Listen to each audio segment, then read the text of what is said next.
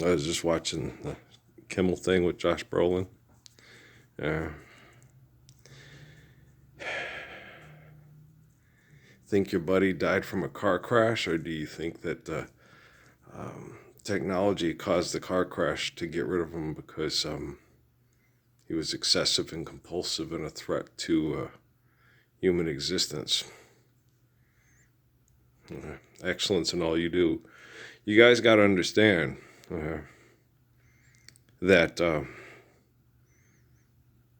technology involved in genocide operations is very, very serious. And you're dealing with people that refuse to be correct but want to be correct. Do you understand what I just said? You're dealing with people that refuse to be correct but want to be correct. Truth is, life's eternal, grace is infinite. Right?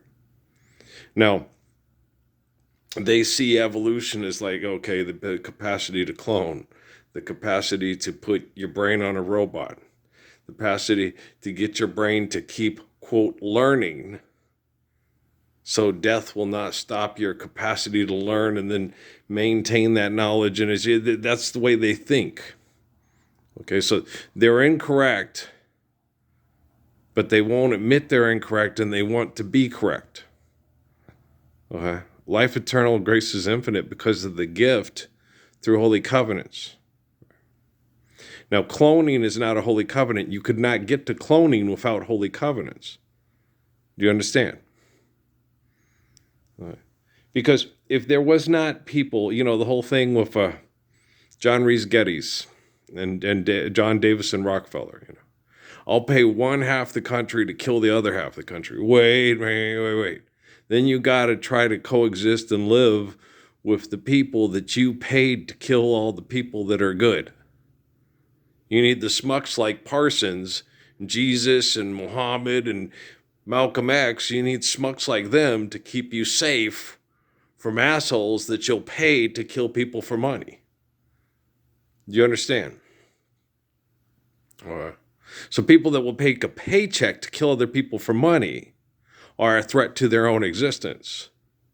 But people that will not compete with you over what they want, so we can all lovingly sustain ourselves through faithful love and need and what's needed for our needs. The Lord knows what you need before you need it. And what the Lord is saying is that I'm humble and I have faith in the glory of God. Okay. And that I understand that what we need is given to us when we sustain ourselves faithfully. Right? Do you understand? Okay. I'm the spirit of Adam, Moses, David, Jesus, John. Right. And you can have people that will argue with me, but the thing about it is you did not stand up for the perfection of the Gospels. That one lady, you going to pray for my groceries? You going to redeem the Gospels for me? You're going to stand up in the bowels of hell for the perfection of the Gospels without fear and deliver people from grocery bills and worrying about being fed and how to feed and how to eat and how to keep warm and how to have proper shelter? Okay, you gonna stand up and be like King David and Lord Solomon in the 21st century to save children from genocide operations? Do you understand? Okay. And you don't want. In 2017, I was 10% body fat. I was lean, but I was in really good shape. Okay, and then all of a sudden, my shins started aching to the point where it hurt to do my cardio, and my teeth started rotting out of my back. 2 teeth rotted out of my head. Okay.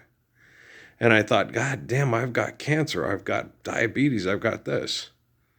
Okay. I went to the hospital and they did blood tests on me, and the blood test came back that I had poisoning from having things I don't put in my body. And then when I went to the clinic, he's paranoid and he's a drug addict. And I got that from lots of people. It's like, everybody knows I was posting on social media every day. And I was staying here with my father, and I wasn't committing crimes to go out, and I didn't have a still, and I didn't take get NyQuil and drink all his NyQuil and drink all his, no. Okay.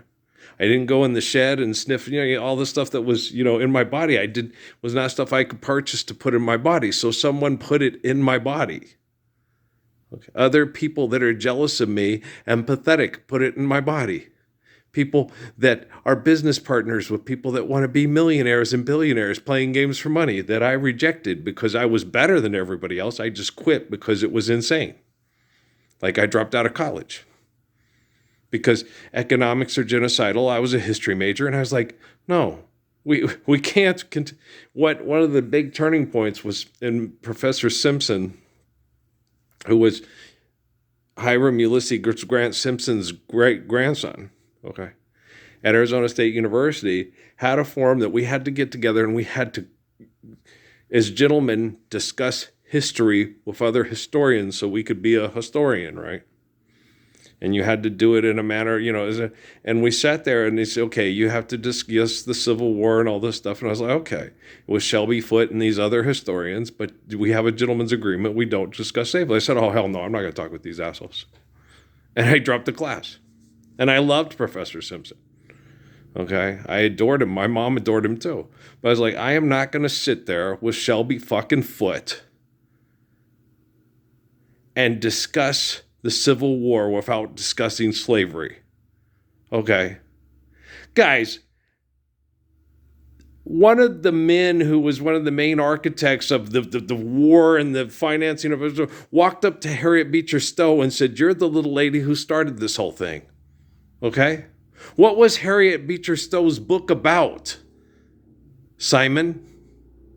Who the fuck is Liza, right? I was not going to sit there and know.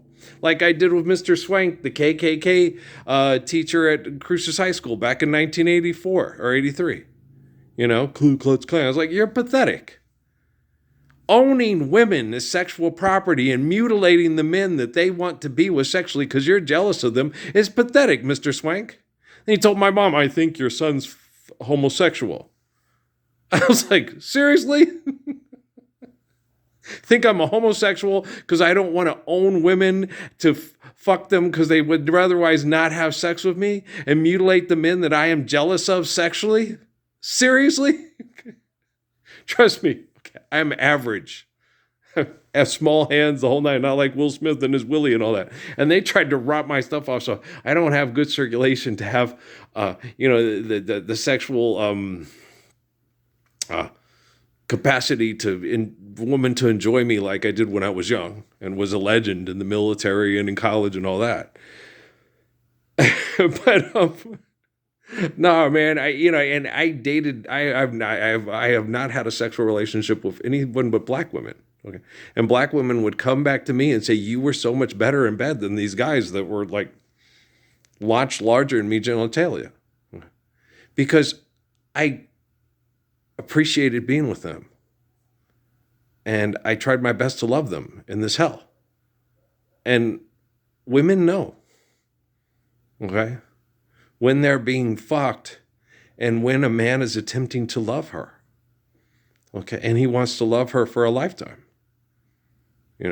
This will be my wife from now until, and then, Jimmy Rogers. And one day they died, and their graves were side by side on a hill where robins sing, and they say violets grow there all year long, for their hearts were full of spring.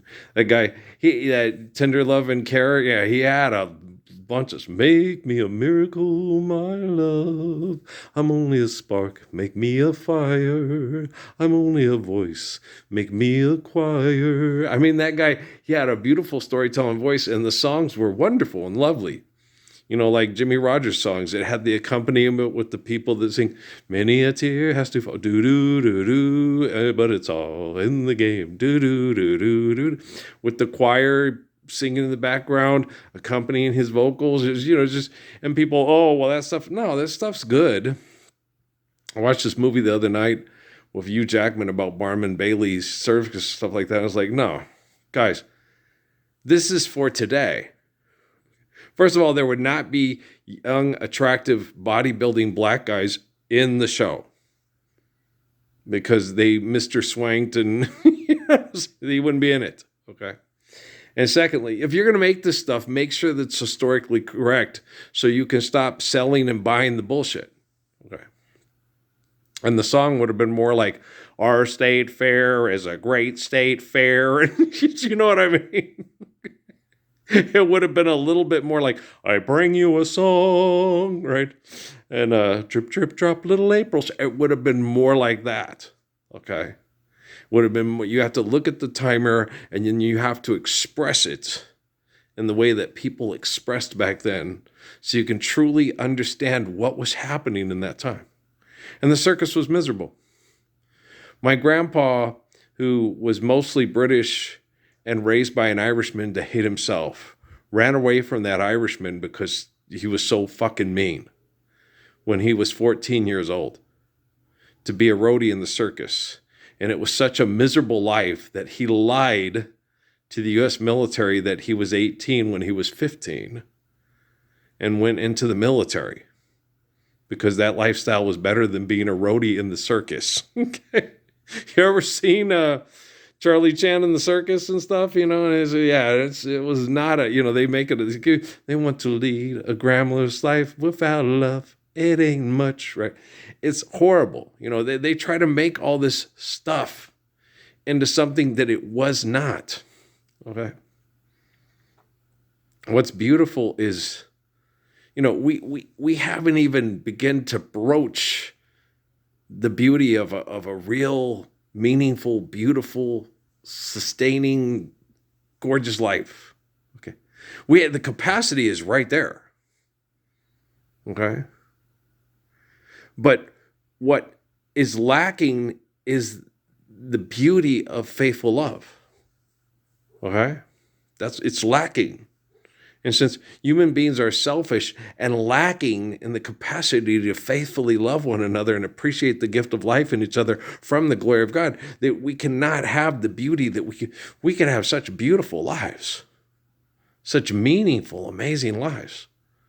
Watch nature recover, because instead of COVID protocols, we're helping nature recover because we love one another and we love this beautiful planet for providing what we need to love one another. Right?